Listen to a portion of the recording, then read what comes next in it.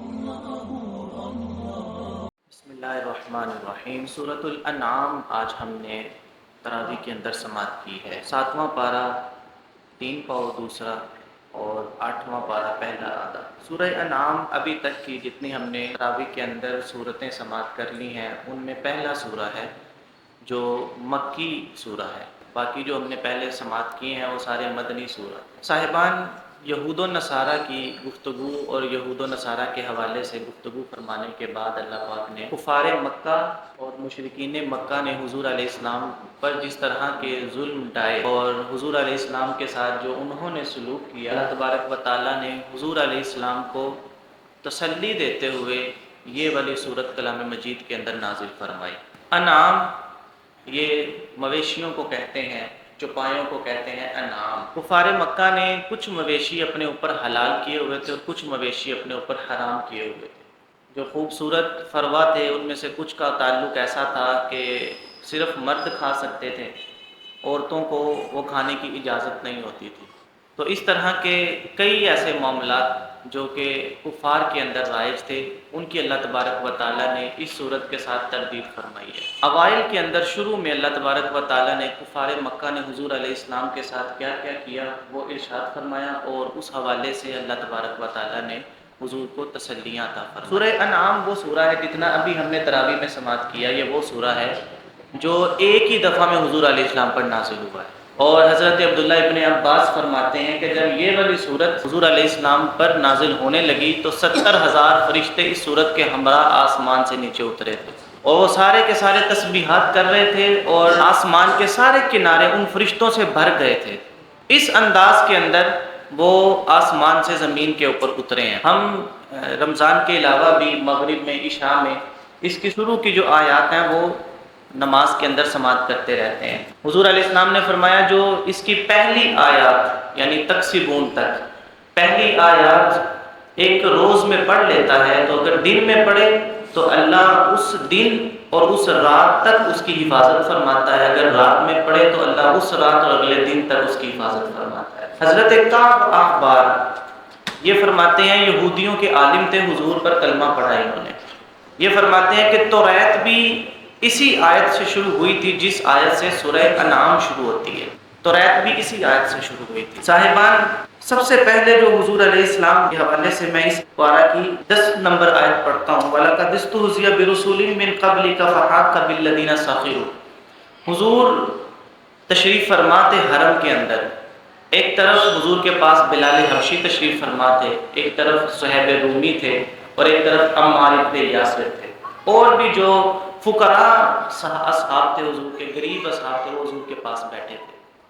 پاس سے ابو جہل اور اس کے دوستوں کا گزر ہوا تو دیکھ کر کہتا ہے کہ یہ وہ لوگ ہیں کہ جن کو محمد صلی اللہ علیہ وسلم کہتے ہیں کہ یہ ان کی جنت کے سردار ہیں، اور مذاق اڑاتے ہوئے انہوں نے کہا لیں جی ان کی جنت کے سردار اور بادشاہ ایسے ہوتے ہیں۔ یوں بات کرتے ہوئے گزرے تو اللہ نے ان کو کھینچتے ہوئے پھر اللہ نے کلام مجید کے اندر یہ آیت نازل فرمائی۔ ابھی پریشان ہونے کی ضرورت نہیں ہے، آپ سے پہلے جو نبی ہیں ان کا بھی اسی طرح سے مذاق اڑایا گیا ہے۔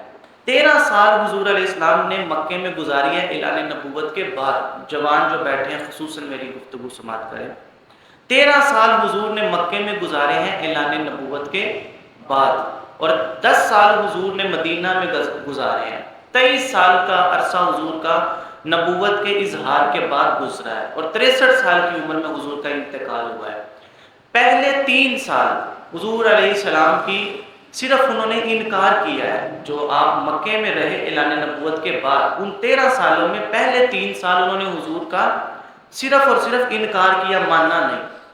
اس کے بعد جو 2 سال رہے وہ انہوں نے جو کفار مکہ تھے انہوں نے حضور علیہ السلام کا استہزاء، حضور کی تضحیک، حضور پر الزام تراشیاں اور اس کے علاوہ مخالفانہ جتھا بازی یہ کرنا انہوں نے شروع کر دی تھی۔ اس کے بعد جو اگلے 5 سال تھے وہ حضور علیہ السلام کے نعوذ باللہ قتل کے منصوبے بنتے رہے، جس میں حضور کی حفاظت جناب ابو طالب نے کی ہے۔ وہ 5 سال شب و روز یہ لوگ حضور علیہ السلام کی جان کے تپدور رہے کہ کہیں نہ کہیں کسی نہ کسی انداز میں یا ان کو قید کر لیا جائے یا ان کو شہید کر دیا جائے یا ان کو مکے سے نکالا جائے۔ اس کے بعد جو بقیہ 3 سال رہے 13 سال میں، ان 3 سالوں میں حضور علیہ السلام پر بے انتہا کی مخالفت شروع ہوئی کہ حضور کو کہیں پہ بھی برداشت نہیں کیا جاتا تھا، مار پیٹ کی جاتی تھی۔ ہم نے تو وہ سن رکھا ہے نا جی، صرف طائف کی وادی کی داستان، اس کے علاوہ کبھی آپ کتابوں کی طرف آئیے جوانوں، اور حضور علیہ السلام کے اس کلام مجید کے شان نزول کی طرف آئیے، آپ کو پتہ چلے گا کہ ہمارے نبی صلی اللہ علیہ وسلم نے اسلام کے لیے کتنے ظلم برداشت کیے ہیں، کتنا کچھ حضور نے برداشت کیا ہے۔ آخری جو 3 سال ہیں وہ تو انتہائی پریشانی میں گزرے ہیں۔ ان معاملات میں جب حج کے دنوں میں لوگ آتے تھے، حضور علیہ السلام ان سے پناہ کا کہا کرتے تھے کہ یہ مجھے یہاں پہ رہنے نہیں دے رہے، تم لوگ مجھے اپنے علاقے میں کہیں پناہ دے سکتے ہو، کیونکہ اصحاب بھی سارے مکہ چھوڑ کے جانا شروع ہو گئے تھے، اور کفار تو خوش تھے اور وہ سمجھتے تھے کہ انہوں نے محنت شروع کی اور محنت ان کی ساری ختم آہستہ آہستہ ہوتی جائے گی، ایک وقت ایسا آئے گا کبھی نہ کبھی تو حضور ہمارے ہاتھ لگ ہی جائیں گے اور ہم ان کو شہید کر کے اسلام کو مکمل کر دیں گے۔ لیکن اللہ کو کچھ اور ہی منظور تھا، اللہ نے دل میں ڈالی پھر مدینہ والوں کے، اور مدینے والے حضور علیہ السلام کو لے گئے اور قیامت تک برکتوں کے لیے اپنے آپ کو انہوں نے مالا مال کر لیا۔ صاحبان، اس کے بعد اگر ہم آیت نمبر 12 میں جائیں تو اکٹھے ہو کے حضور کے پاس آ گئے اور آ کر کہتے ہیں کہ دراصل بات یہ ہے کہ آپ کا کاروبار تو کوئی نہیں ہے، آپ کماتے تو کچھ بھی نہیں، ہمیں پتہ ہے جب بندہ بڑا ہو جائے، شادی شدہ ہو جائے اور اس کے بعد پھر اولاد کے معاملات بھی ہو جائیں تو گھریلو خرچے چلنے بڑے دشوار ہو جاتے ہیں، پریشان ہونے کی ضرورت نہیں، آپ اسلام کا پیغام چھوڑیے اور جتنا پیسہ چاہتے ہیں، جہاں کی سرداری چاہتے ہیں وہ ہم آپ کو دیتے ہیں۔ اللہ کو اتنی بری لگی یہ بات کہ اللہ نے کلام مجید میں آیت نازل فرمائی، کل من ما فی السماوات والارض، اے حبیب ان کو کہہ دو کس کے لیے ہے جو کچھ آسمانوں اور زمین میں ہے، کس کے لیے ہے جو کچھ آسمانوں اور زمین میں ہے، کل للہ، کہہ دو کہ وہ تو سارا کا سارا اللہ کے لیے اور میں اس کا آخری نبی ہوں۔ تو مجھے تم اتنے سے کے ساتھ اور اتنے سے کے ساتھ تولنے آئے ہو۔ حضرت عیسیٰ کو جس وقت شہید کرنے کے لیے پروپوگنڈے بنے تھے نا جی، ایک دن پہلے اپنے حواریوں کو بٹھا کے کہتے ہیں کل ہمیں ہلکے دام میں خریدا جائے گا، کل کو ہمارا سودا ہلکے سے دام میں ہوگا۔ وہ لوگ بڑے معیوب سے ذہن کے لوگ ہوتے ہیں جو صاف شفاف طبیعت کے لوگوں کو اپنے انداز سے خریدنا چاہتے ہیں۔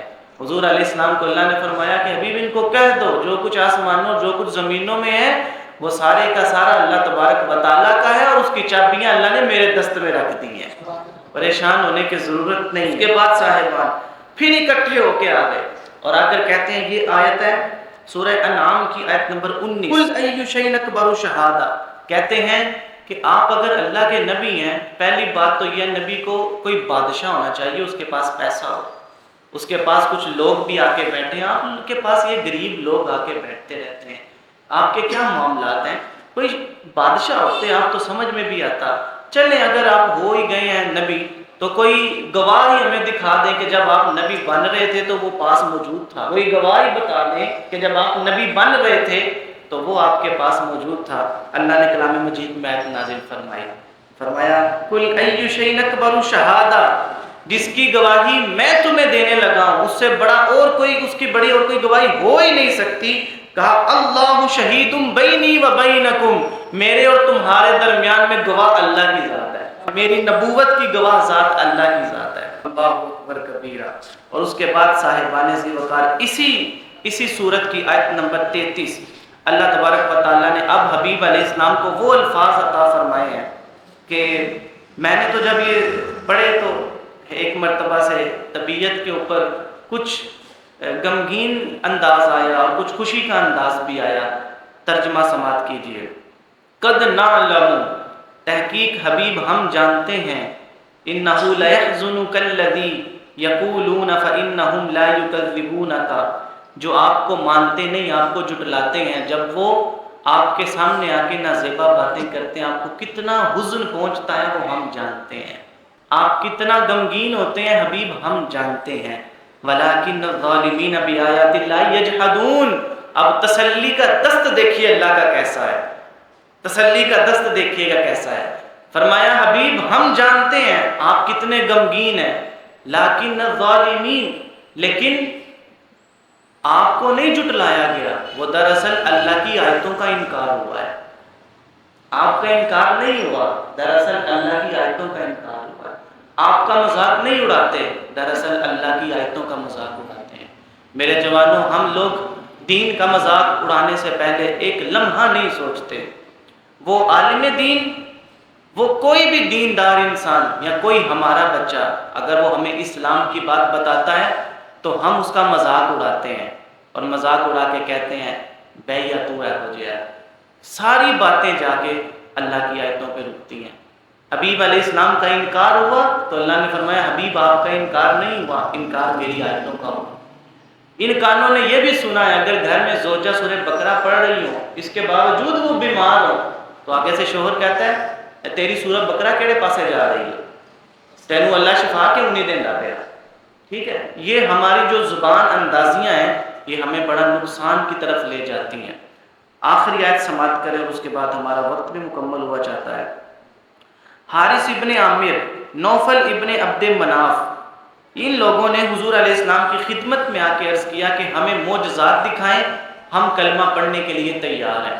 بڑی توجہ کے ساتھ بات کی سنیے گا، میں عقیدے کا مسئلہ اس پہ حل کروں گا۔ کہا کہ ہمیں یہ چیز نبوت کے معجزے میں دکھائیں تو پھر ہم آپ پر ایمان لے آئیں گے، ہم مسلمان ہو جائیں گے۔ حضور علیہ السلام نے اللہ کی بارگاہ میں عرض کی لیکن وہ معاملہ نہیں ہوا۔ اب اس کے اوپر کچھ مسلمین بھی اختلاف میں آتے ہیں اور کئی باتیں لکھی بھی انہوں نے، وہ بھی موجود ہیں، لیکن میں یہ سمجھتا ہوں کہ وہ جو چاہ رہے تھے وہ دراصل اپنا مطلب چاہ رہے تھے، انہوں نے اسلام پھر بھی قبول نہیں کرنا تھا۔ اس کو مفسرین نے لکھا ہے۔ اب کہتے کیا تھے جی قبلہ، کیا چاہیے ان کو نبوت کی نشانی میں؟ نبوت کی نشانی میں عرب میں گھاس کی کمی ہے تو اگر آپ نبی ہیں تو گھاس اگا کے دکھائیں۔ عرب میں سونے کی کمی ہے تو لہٰذا اگر آپ نبی ہیں تو یہ پہاڑ جو ہے یہ سونے کا بنا دیجیے۔ عرب میں بارش کی کمی ہے، لہٰذا اب اگر آپ نبی ہیں تو بارش نازل کروائیں۔ ایک مرتبہ ہوتا ہے، 2 مرتبہ ہوتا ہے، لیکن ان لوگوں نے اپنا وتیرہ ہی بنا لیا تھا۔ یہ منہ اٹھاتے تھے اور آ کے بیٹھ جاتے تھے، اور آ کے کبھی کسی طرح سے چھیڑ اندازی کرتے تھے، کبھی کسی طرح سے چھیڑ اندازی کرتے تھے۔ تو اللہ تبارک و تعالیٰ نے پھر حبیب کو فرمایا کہ حبیب آپ کو پریشان ہونے کی ضرورت نہیں، ان کو چھوڑ دیں، لیکن حبیب پھر اصرار پہ تھے تو اللہ نے فرمایا اگر آپ زمین کے نیچے چلے جائیں یا حبیب سلمن، آپ سیڑھی لگا کے آسمان کے اوپر چڑھ جائیں اور وہاں سے جا کے ان کے لیے اللہ کی طرف سے آیتیں نکال کے لائیں، نشانیاں نکال کے لائیں، حبیب یہ پھر بھی آپ کا کلمہ پڑھنے والے نہیں، یہ پھر بھی آپ کے پیچھے کھڑے ہونے والے نہیں۔ حبیب ہم جانتے ہیں آپ کو اندر سے بلال حبشی نے ماننا ہے، ہم جانتے ہیں آپ کو اندر سے صدیق اکبر نے ماننا ہے، یہ جس کو ہم دے رہے ہیں آپ کو دراصل یہی آپ کے ہیں، یہ جو آ رہے ہیں یہ آپ کے نہیں ہیں۔ تو اللہ تبارک و تعالیٰ نے پھر کلام مجید میں وہ آیت نازل فرمائی جو ابھی ہم نے سماعت کی، اور آخر میں ہم نے آج وہ بھی تراویح کے اندر آیت سنی ہے بڑی خوبصورت، قل ان صلاتی و نسکی و محیای و مماتی للہ رب العالمین، یہ بھی ہم نے آج ہی سماعت کی ہے۔ اللہ ہمارے ایمان کو اور تر و تازگی عطا فرمائے۔ وآخر دعوانا الحمدللہ رب العالمین۔